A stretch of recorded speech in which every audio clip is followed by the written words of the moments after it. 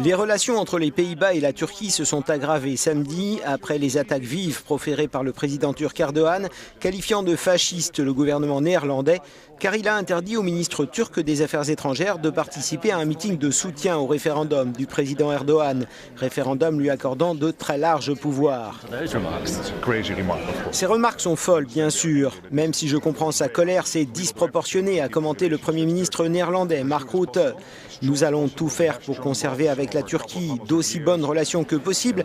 Nous avons des liens étroits avec elle depuis des centaines d'années et nous souhaitons que cela continue. Mais bien sûr, aujourd'hui, ce n'est pas un bon jour pour les relations entre nos deux pays.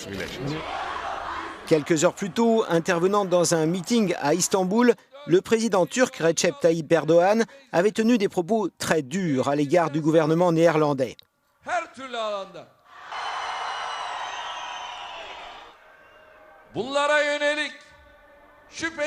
Nous allons, sans le moindre doute, décider de sanctions contre les Pays-Bas, et ce, après le référendum du 16 avril. Ils sont tellement lâches. Il y a des traces de nazisme chez eux. Ce sont des fascistes.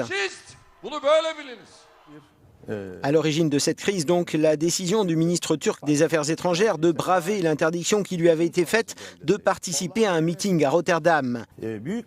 L'Allemagne, la Suisse et l'Autriche ont également interdit de tels rassemblements, à chaque fois en considérant qu'ils représentaient des risques pour l'ordre public.